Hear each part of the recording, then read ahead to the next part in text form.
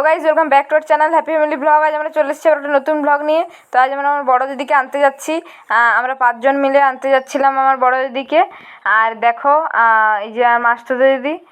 আর রাস্তায় যেতে যেতে আমরা বোঁদে পেয়েছিলাম আর ছোলা এখানে দিচ্ছিল, ঠাকুরের সামনে দিচ্ছিল, শরবত সবাইকে দিচ্ছিল। আমাদের গাড়ি দাঁড় করিয়ে আমাদেরকে সবাইকে দিল। আমরা 3 বোন আর মাসি, আমার দাদা আর ড্রাইভার কাকু সবাইকেই দিল।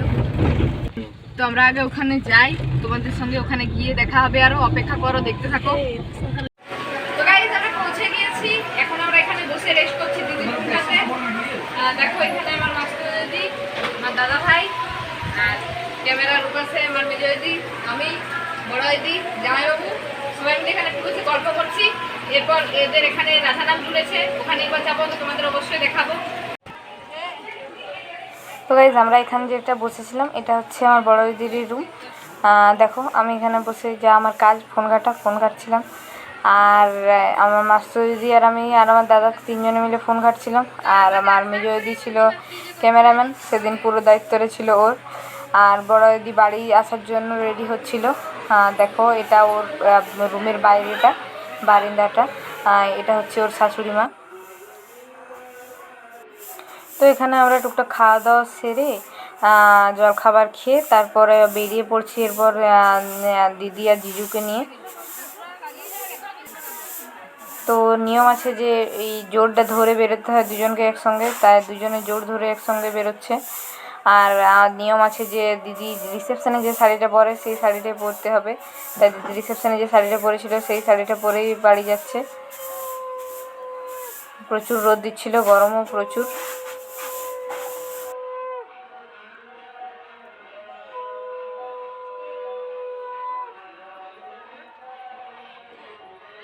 তো গাইজ এখানে হচ্ছে রাধানাম দিয়েছে, তাই এখানে সাউন্ডটা প্রচুর হচ্ছিল। দেখো আমরা বেরিয়ে পড়েছি।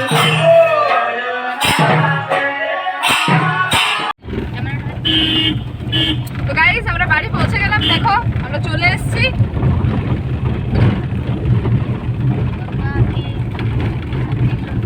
আজ আমাদের ব্যাপারটা করে একটু আলাদা, পুরো অন্য লেভেল। তো গাইজ দেখো বাড়ি পৌঁছে গিয়েছি। দিদি জামাইবাবু জোর ধরেই নামছে, কারণ নিয়মেই জোর ছাড়া চলবে না। জোরটা আমাদের খুলতে হয় কিছুদিন পরে, বাড়ি আসার কিছুদিন পরে নিয়ম আছে মনে হয় 7 দিনে না 9 দিনে খুলতে হয় জোর। তো যতদিন না জোর খুলছে জোরটা দুজনকে ধরেই রাখতে হবে। আর এই নিয়মটা হচ্ছে যে বাড়ি ঢোকার সময় বোনদেরকে বরণ করতে হয়। তাই আমার মেজো দিদি বরণটা সেরে ফেললো, আমি ওর পাশে শুধু দাঁড়িয়েছিলাম, ইনস্ট্রাকশানগুলো কিছু কিছু দিচ্ছিলাম আর কিছু কিছু হেল্প করার চেষ্টা করছিলাম। ওই বরণটা করলো। বিয়ের দিন মাকে বরণ করতে হয় আর বাবাকে বরণ করতে হয়। আর পরে যখন আসছে দিদি জামাইবাবু তখন শালিদেরকেই বরণ করতে হয়। এটাই নিয়ম আছে যে যারা বোন থাকবে তাদেরকেই বরণ করতে হয়। তাই আমার মেজো দিদি আর আমি মিলেই বরণটা করছিলাম। মেজো দিদিই বরণটা করেছিল, আমি জাস্ট ওকে একটু একটু হেল্প করছিলাম। আর মাসি ধরে দাঁড়িয়েছিলেন, সবাই ছিল ওখানে, সবাই উলুধ্বনি দিচ্ছিল, মাসি শঙ্খ বাজাচ্ছিলেন। আর ওখানটাতে প্রচুর রোদ দিচ্ছিল না, তাই শিলের উপর দাঁড়াতে হয়েছিল। শিলটা এমনিতে খুব গরম হয়ে গিয়েছিলো। আর তাও বেদিটাতে মা দুটো শাড়ি দিয়ে রোদটা একটু আড়াল করেছিলেন, তাই দেখো ছবিটা একটু হালকা এসছে, অন্ধকার দেখাচ্ছে, খুব একটা ভালো স্পষ্ট দেখায়নি। দেখো পান পাতা দিয়ে গালে আগুনের তাপ দিতে হয়। আমার মেজো দিদি একজনকে দিল, আমি একজনকে দিলাম, বাস এটা নিয়ম ছিল। আর ওই পান পাতাগুলো এরপর ফেলে দিতে হয়। তো দেখো এগুলো আমাদের কালচারের মধ্যে পড়ে। আরও অনেক রকমের নিয়ম আছে। ওখান থেকে বেরোনোর সময় সেম একইভাবে বরণ করে বেরোতে হয়। এখানে বাড়িতে ঢোকার সময় বরণ করে ঘর ঢোকাতে হয়, অনেক রকমের নিয়ম আছে। তো দেখো আমি যদি বরণ সেরে ফেললো দুজনকেই, আমি জাস্ট একটু টাচ করেছিলাম। আর এটা ছিল পুরো পাঞ্জাবির চাল, এটা হাতে নিয়ে বাড়িতে ঢুকতে হয়। আমি 3বার দেবো, ওরা দুজনে 3বারে আমাকে পুরো হাতটা ভর্তি করতে হবে। আর ভর্তি হাতে একটা হর্তুকি আর একটি 16 আনা উপরে দিয়ে দিতে হবে, ওটা নিয়ে ওরা বাড়ি ঢুকবে। দেখো তোমরা দেখতে থাকো, দেখতে পাবে তোমরা পুরোটাই। দেখো আমাদের চাল দেওয়া শেষ হয়ে গেছে, এরপর বাড়ি ঢুকছে ওরা।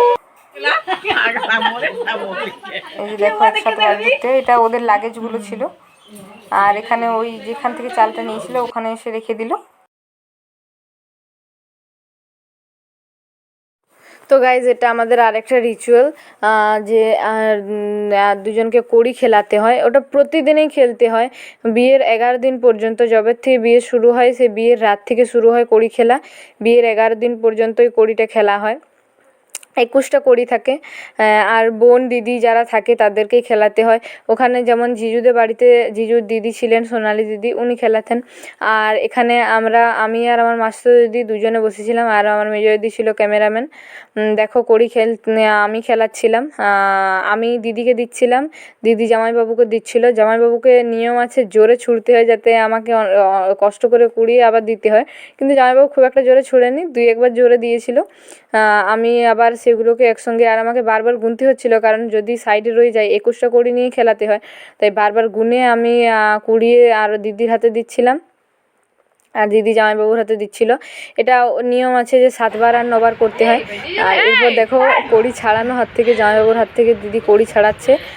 তো দেখো দিদি জোরেই নেই, দিদি ছাড়াতে পারেনি, অনেক চেষ্টা করেছে, কামড়ায় নখ দিয়ে অনেক চেষ্টা করেছে, কিন্তু দিদি ছাড়াতে পারেনি কোনো মতেই।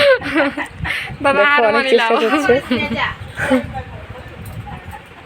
অবশ্যই দিদি হার মানতে তারপর জামাইবাবু ছেড়ে দিয়েছিল। আর দেখো দিদির হাতের কড়িটা জামাইবাবু ইজিলি ছাড়িয়ে দিয়েছে।